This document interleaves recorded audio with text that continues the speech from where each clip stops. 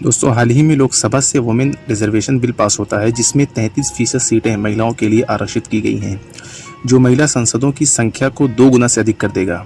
जिसके पक्ष में 454 वोट आते हैं और उसके अपोज में 2 वोट आते हैं।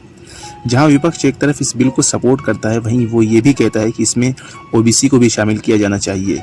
ये बात ओवैसी भी कहते हैं, लेकिन ओवैसी की बात इन सभी से इसलिए भी अलग हो जाती है क्योंकि वो मुस्लिम महिलाओं की बात करते हैं रिजर्वेशन को लेकर।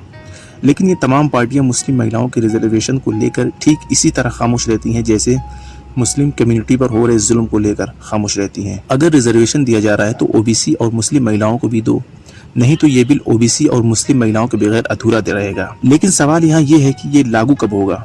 तो आपको जानकर हैरानी होगी कि ये 2024 इलेक्शन से पहले लागू नहीं होगा।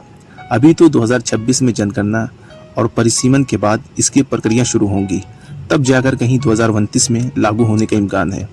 कांग्रेस मांग करती है देर किस बात की, इसे अभी लागू कर दो।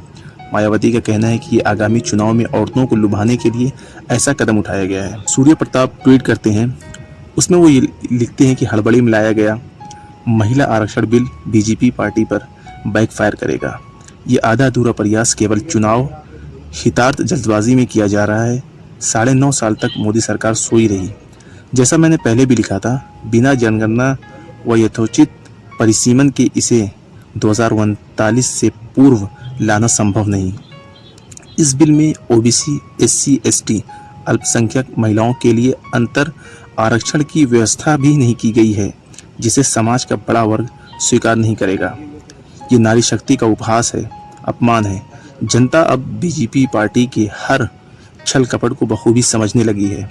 ये मोदी सरकार का एक सेल्फ गोल भी सिद्ध होगा। सोचने की बात है, अगर बिल जनगणना और परिसीमन के बाद लागू होगा तो उसे अभी क्यों लाया गया। सोचने की बात है, अगर बिल जनगणना और परिसीमन के बाद लागू होगा तो इसे अभी क्यों लाया गया।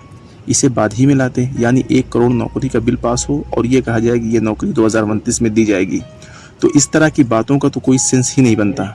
लेकिन यहाँ तो हर बात में दिखावा और वाहवाही बटोरना जो सियासत का हिस्सा बन गया है, जिसको सभी पार्टियां करती हैं, तो ये भी ज़रूरी है। एक रिपोर्ट को देखने से आपको अंदाज़ा हो जाएगा कि इस बिल के पीछे की मंशा को।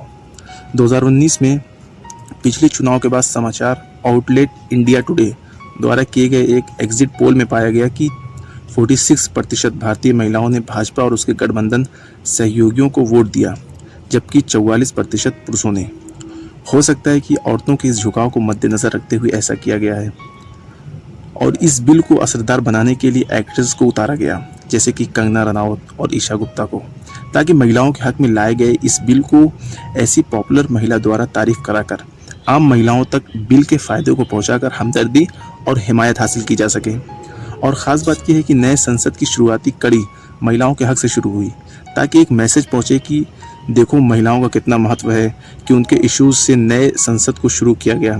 ज़रा सोचिए कि कंगना रनावत को इनवाइट किया जाता है नए संसद में इस बिल के मौके पर, लेकिन एक राष्ट्रपति द्रौपदी मुर्मू को 2 बड़े मौके पर बुलाया ही नहीं जाता, एक नए संसद के उद्घाटन पर और दूसरे पुराने संसद के हाल में आयोजित एक समारोह के मौके पर। जैसा भी हो, विपक्ष ने जो भी खामी बताई, जिन चीज़ों की वजह से ये बिल अधूरा है, सब कुछ कराने के बाद ये पास हो गया और विपक्ष ने भी वोट किया। अब देखना यही है कि इसमें आगे क्या होता है। क्या ये सिर्फ चुनावी जुमला